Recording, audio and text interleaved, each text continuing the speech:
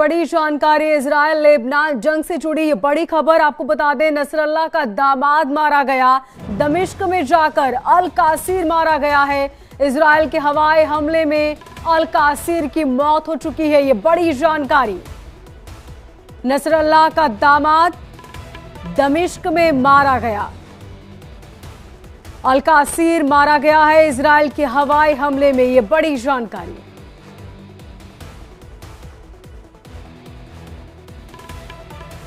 Israel Lebanon जंग से जुड़ी बड़ी खबर, नसरल्लाह का दामाद मारा गया।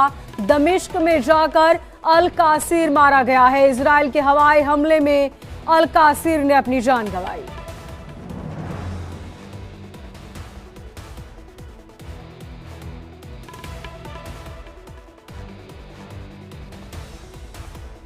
ये बड़ी जानकारी अब तक पहुंचा रहे हैं।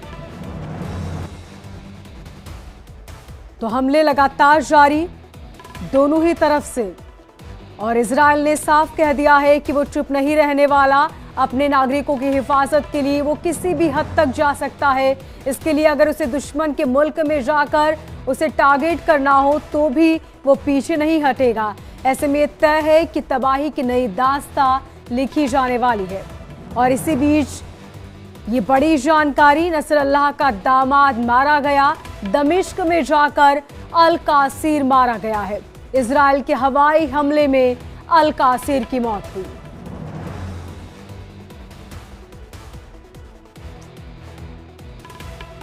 ये बड़ी जानकारी, इजराइल लेबनान जंग के बीच ये बड़ी खबर, जहां नसरल्लाह का दामाद मारा गया।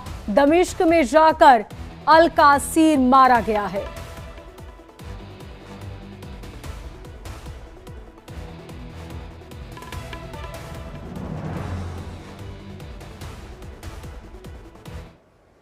और ईरान इजराइल जंग का असर शेयर बाजार पर भी दिखने लगा। आपको बता दें कि बड़ी जानकारी, बीएसई सेंसेक्स में 1% से ज्यादा की गिरावट, एनएसई निफ्टी में भी 300 अंक की गिरावट दर्ज की गई है। यानी कि इजराइल और ईरान के बीच जो जंग लगातार जारी है उसका असर अब शेयर बाजार में भी दिखने लगा है। साफ तौर पर यह असर देखा गया। बीएसई सेंसेक्स में 1% से ज्यादा की गिरावट, तो वहीं एनएसई निफ्टी में 300 अंकों की गिरावट दर्ज की गई। यानी कि इसका सीधा असर शेयर बाजार पर देखा गया है। एनएसई निफ्टी में 300 अंकों की गिरावट, तो वहीं बीएसई सेंसेक्स में 1% से ज्यादा की गिरावट।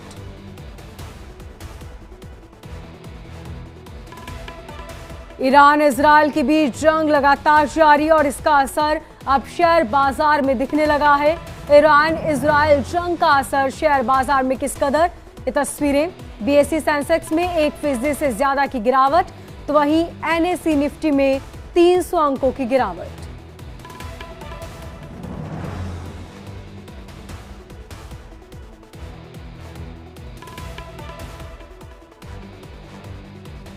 तो ईरान और इजराइल के बीच जंग लगातार जारी है।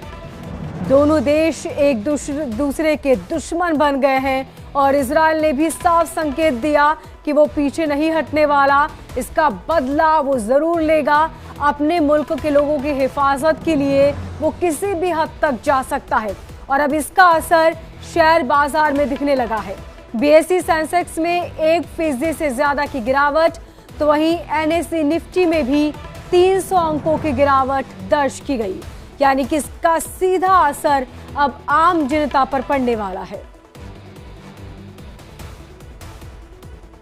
बड़ी जानकारी, आपको बता दें कि ईरान और इजराइल जंग के बीच इसका असर शेयर बाजार में साफ देखा जा रहा है। बीएसई सेंसेक्स में 1% से ज्यादा की गिरावट, तो वहीं एनएसई निफ्टी में भी 300 अंकों की गिरावट। ज्यादा जानकारी के साथ हमारे संवाददाता अभिषेक मुंबई से हमारे साथ जुड़ चुके हैं। अभिषेक, जिस तरीके से शेयर बाजार में इसका असर देखने को मिल रहा है, यानी कि कहना गलत नहीं होगा कि आम जनता को इसकी मार झेलनी पड़ेगी।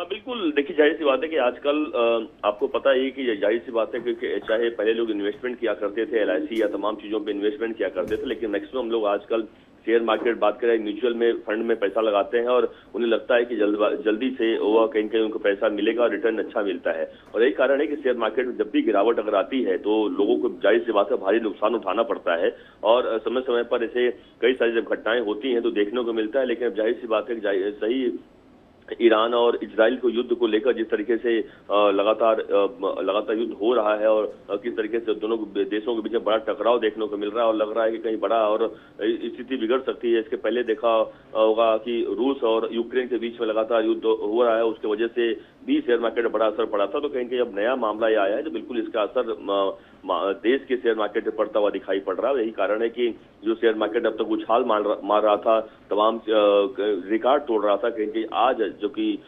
छुट्टी के बाद यानी कि 2 अक्टूबर की छुट्टी के बाद आज जब खुला है तो यह कहीं कहीं एक इसमें गिरावट देखने को मिली है। लेकिन अब चूंकि शुरुआती दौर है, शुरुआती इसलिए मैं कह रहा हूं कि जब बाजार खुलता तब का है, जब मार्केट बंद होता है करीबन 3:30 बजे के आसपास जब मार्केट बंद होगा तो हो सकता है कि यह जो गिरावट है यह बदल जाए और कुछ अच्छी चीजें हो जाए। तो जरूर लोगों की मैं अगर एक बिल्कुल अभिषेक, तो उतार चढ़ाव देखने को मिलेगा। बहुत शुक्रिया तमाम जानकारी के लिए।